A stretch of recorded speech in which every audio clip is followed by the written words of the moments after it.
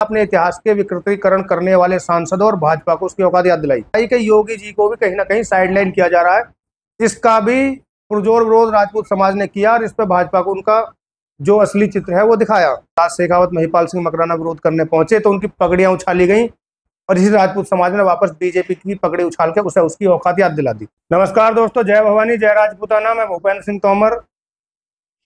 लोकसभा चुनाव 2024 के परिणाम आ चुके हैं। राजपूत समाज ने कई सारे विषयों पर संघर्ष किया। कुछ जगह जिसके सुखद परिणाम देखने को मिले तो कुछ जगह परिणाम अनुरूप नहीं भी आए। सबसे ज्यादा संघर्ष जो हुआ वो सहारनपुर, मुजफ्फरनगर और कैराना, मेरठ इन लोकसभा सीटों पर हुआ।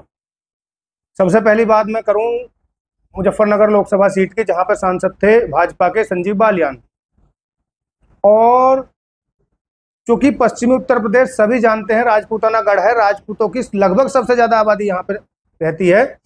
उसके बाद भी वो बार बार राजपूताना गढ़ को जाटलैंड बोलते रहे। अमित शाह जो देश के गृह मंत्री हैं वो भी एक बार आए, उन्होंने भी जाटलैंड बोला। हमें जाट भाइयों से कोई आपत्ति नहीं है, लेकिन एक क्षेत्र पे एक जाति का टैग लगा देना, ये बाकी 35 बिरादरी का अपमान उन्होंने बार बार किया।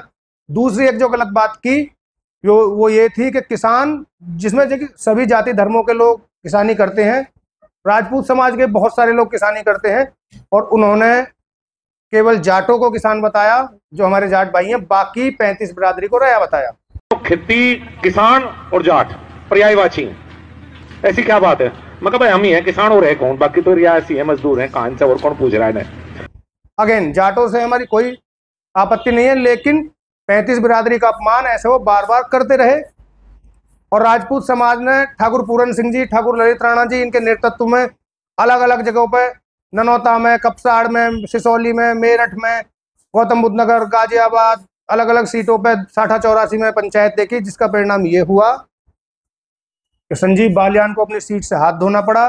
वो रोए भी, उनके परिवार के लोग भी रोए, लेकिन इससे कोई खास फर्क नहीं पड़ता। राजपूत समाज ने यहाँ पर बड़ी कामयाबी हासिल की और संजीव बालियान को ऐलान करके हराया। दूसरी जो बड़ा राजपूतों को टारगेट करने की कोशिश की गई थी वो थी कैराना लोकसभा क्षेत्र के सांसद प्रदीप चौधरी, जो राजपूत सम्राट मिहिरभोज प्रत्याहार जी को लेकर जो बीजेपी ने एक चाल चली थी, उसमें सबसे ज्यादा भूमिका उन्होंने निभाई। प्रदीप चौधरी सरनेम चौधरी यूज करते हैं, लेकिन जाति से गुजर हैं। अच्छा, सहारनपुर में जो राजपूत सम्राट मिहिरभोज को लेकर जो विषय बना, उसमें गुजर समाज के लोगों को उकसा के प्रदीप चौधरी ने ही वहां पे गुजर सम्राट मिहिरभोज की यात्रा निकलवाई। उनके बेटे उसमें खुद इन्वॉल्व रहे और कई बार राजपूत समाज के ऊपर आपत्तिजनक टिप्पणी की। और राजपूत समाज ने यहाँ पंचायतें भी की, यहाँ समर्थन किया इकरा हसन को, और परिणाम बहुत अच्छा है। भारी मतों से जो है इकरा हसन वहां से जीती, और यहाँ भी राजपूत समाज ने एक बड़ी कामयाबी हासिल की। जाटलैंड का जो तीसरा एक टैग लगाया था, उसमें तीसरी सबसे प्रमुख सीट थी सहारनपुर। सहारनपुर पर भी बीजेपी ने राघव लखनपाल को टिकट दिया, जहां से राजपूत समाज को प्रत्याशी को टिकट देने की बात थी। यहां भी भाजपा के राघव लखनपाल शर्मा को हराकर इमरान मसूद के रूप में, जो आए दिन आप देखते होंगे सोशल मीडिया पर भगवान श्री राम का गुणगान करते हैं, उन प्रत्याशी को जिताया। चौथी सीट थी मेरठ की, जहां से भाजपा ने टिकट दिया था अरुण गोविल जी को, जो भगवान श्री राम का किरदार निभाया था उन्होंने रामायण में। यहाँ की स्थिति संदेहास्पद रही। बाद के 3 घंटों में, वो जो चुनाव के परिणाम के अंतिम 3 से 3.5 घंटे थे, उसमें वो 600 कुछ वोटों से पीछे थे। उसके बाद अचानक उन्हें 10,000 वोटों से आगे दिखाया गया और फिर सेम वही इक्वल 2-4 वोटों के आगे पीछे उन्हें ऐसे ही घोषित कर दिया गया। तो एक्सपर्ट जो है उनका मानना है कि यहाँ कोई ना कोई गड़बड़ की गई। मैं इसकी कोई पुष्टि नहीं करता, लेकिन कई लोगों का ऐसा मानना है।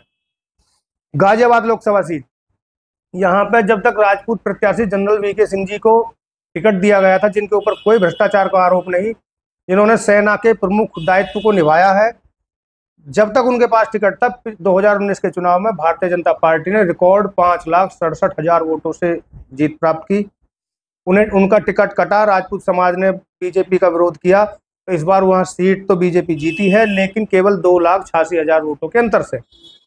चूंकि गाजियाबाद पे जो सबसे बड़ी राजपूत बाहुल्य सीट है वो 60-84 का धौलाना विधानसभा है, और यहाँ धौलाना विधानसभा सीट से बीजेपी 16,000 से हारी भी। बाकी सीटों पर उन्होंने रिकवरी की। इसके अलावा भाजपा के जो भाजपा का विरोध राजपूतों ने किया था, उसका असर और भी कई सारी सीटों पर देखने को मिला। अलीगढ़, फतेहपुर सीकरी, आंवला और भी कई सीटों पर भाजपा को भारी मतों का नुकसान उठाना पड़ा और अगेन आंवला की सीट वो फिर हार गई।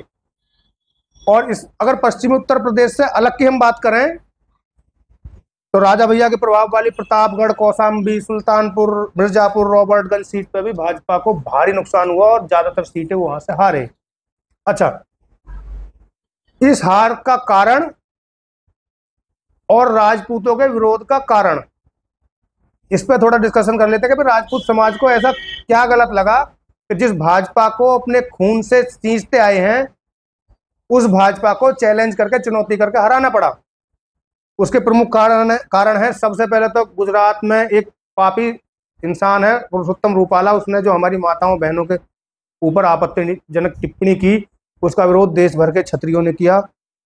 इससे भी ज्यादा जब गलत ये हुआ कि राजपूत समाज के लोग जब वहां राज शेखावत, महिपाल सिंह मकराना विरोध करने पहुंचे तो उनकी पगड़ियां उछाली गई और इसी राजपूत समाज ने वापस बीजेपी की पगड़ी उछाल के उसे उसकी औकात याद दिला दी। ठीक।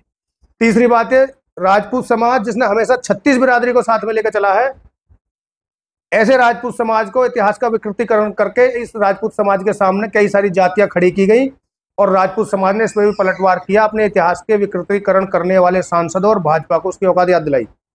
तीसरी बात, यूपी के टिकट वितरण में राजपूतों की भारी अनदेखी हुई।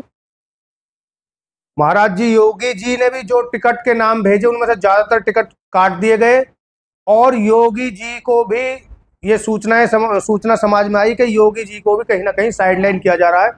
इसका भी पुरजोर विरोध राजपूत समाज ने किया और इस पर भाजपा को उनका जो असली चित्र है वो दिखाया। तीसरी एक और बात, शासन प्रशासन का जो अनुचित उपयोग करके, एजेंसियों का अनुचित उपयोग करके जो दिग्गज राजपूत नेता थे उन्हें जेल में भेजा, चाहे धनंजय सिंह हो, चाहे दिल्ली के डिप्टी सीएम मनीष सिसोदिया हो या दिल्ली से सांसद संजय सिंह हो। ऐसे राजपूत नेता जो अपने अपने क्षेत्र में देश की बेहतरी के लिए बहुत अच्छे प्रयास कर रहे थे, जिनका सम्मान 36 बिरादरी सभी धर्मों के लोग करते थे, इन्हें बीजेपी ने जेल भेजा और बीजेपी को इन्होंने वापस गुजरात भेज दिया। ठीक। और भी कई सारे कारण रहे, इतिहास का विकृतीकरण मैंने आपको बता ही दिया। और यूपी वेस्ट में राजपूतों की उपेक्षा, यूपी वेस्ट से जो राजपूतों का सफाया करने की भारतीय जनता पार्टी ने कोशिश की तो यूपी वेस्ट से भारतीय जनता पार्टी का लगभग सफाया कर चुके हैं, 2-3 सीट इनके पास कुल बची हैं। और बहुत सारे कारण जो रहे उन पर मैं अगली वीडियो में आपसे डिस्कशन करूंगा। अगली वीडियो में मैं आपको ये भी बताऊंगा कि योगी जी के खिलाफ क्या षड्यंत्र चल रहे हैं, ठाकुर पूरन सिंह, ठाकुर ललित राणा या अन्य राजपूत क्रांतिकारी जो हैं उनके आने वाले समय में किस तरह से वो राजपूत समाज को आगे लेकर चलेंगे। तो राजपूत समाज से जुड़ी हुई प्रत्येक जानकारी के लिए चैनल को सब्सक्राइब करें, देखते रहें। बहुत धन्यवाद। जय भवानी, जय राजपूताना।